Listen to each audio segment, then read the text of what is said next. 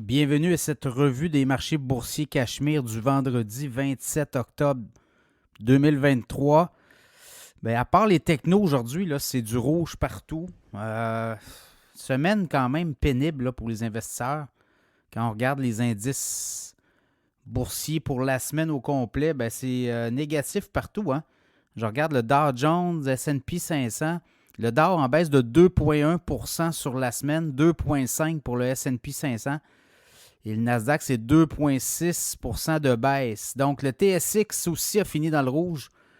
Moins 0,8%, 18 737. Le S&P 500 en baisse de 0,5%, 4 117.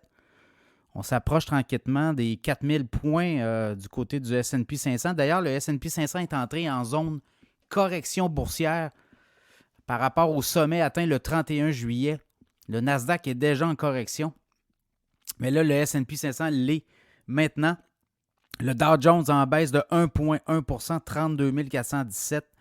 Le Nasdaq a monté de 0,4% à 12 643. Le baril de pétrole a repris du service 1,95$ de hausse, 85,16 US WTI référence. Le Bitcoin en baisse de 95$, 33 970. Et l'once d'or a franchi les 2000 2015,60 en hausse de 18,20 $. Donc, l'or et le Bitcoin, notamment le Bitcoin, là, toute une semaine. Hein? Donc, ça, c'est deux éléments. La semaine dernière, même chose. L'or et le Bitcoin étaient en forte progression. Bien, ça s'est poursuivi. Des valeurs refuges, clairement. Dans les nouvelles, écoutez, on essaie de trouver les bonnes nouvelles, mais bon, la pétrolière impériale, bénéfice de 1,6 milliard au troisième trimestre. C'est payant faire comme à produire du pétrole. On avait fait 2 milliards l'an dernier quand même. Donc, bénéfice de 2,76 $ par action. On dit que sur le troisième trimestre, là, production moyenne de 423 000 barils de pétrole brut par jour. Donc, on est dans ces eaux-là pour Imperial Oil, compagnie qui est basée à Calgary. Autre nouvelle, ben c'est pas des bonnes nouvelles, là, c'est la mine Stornoway, Diamant Stornoway, la mine Renard dans le nord du Québec, qui se place à l'abri de ses créanciers pour une deuxième fois depuis 2019. Et là, ben, est-ce qu'on va lancer la serviette? Le gouvernement avait quand même remis de l'argent là-dedans. On en a perdu beaucoup, là. Je pense que la première fois en 2019, on avait perdu plus de 400 millions. Là, je vous parle du gouvernement du Québec, Investissement Québec, ministère des Finances. Et là, ben, on avait remis quand même beaucoup d'argent, voyez-vous, là. Les mauvaises créances, 310 millions de mauvaises créances pour cette mine de diamants.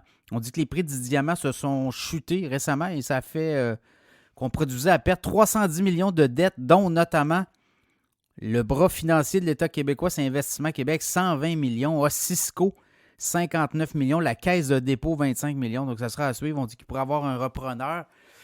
Le ministre de l'Économie, Pierre Fitzgibbon, a dit « On a donné, c'est terminé pour nous, cette mine-là, c'est fini. » Donc, tu trouveras... et on dit qu'on pourrait retrouver preneur. Ça peut être un deal, comme on dit, ce sera à suivre. Une mine qui est quand même développée. Il y a une route qui se rend et elle est opérationnelle. Donc, ça sera à suivre dans les prochains mois. Sinon, aux États-Unis...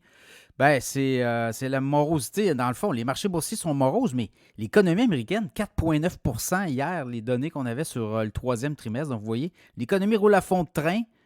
Les marchés boursiers, bon, on prend nos profits, on regarde, on s'attend peut-être là, à une hausse de la Fed la semaine prochaine. La semaine prochaine aussi, Apple, la plus grande capitalisation boursière de la planète, va faire connaître ses résultats financiers. Les banques centrales, en fin de semaine, je sais qu'il y a des rencontres, Banque du Japon, Banque d'Angleterre, la Fed aussi, donc pourrait avoir des décisions, là, mais est-ce que ça va se replacer depuis là, fin juillet, donc août, septembre, mais là, fin octobre, on est dedans aussi. Là. 3 derniers mois n'ont pas été très bons. La bourse, on est en correction boursière du côté du Nasdaq et du côté du S&P 500. Et du côté de Toronto, ben, depuis le début de l'année, on est négatif. Là, donc, est-ce qu'on va être capable de réchapper là, les 2 derniers mois de l'année, novembre, décembre, un petit rallye du Santa Claus pourrait faire du bien? Ça sera certainement à surveiller et à suivre.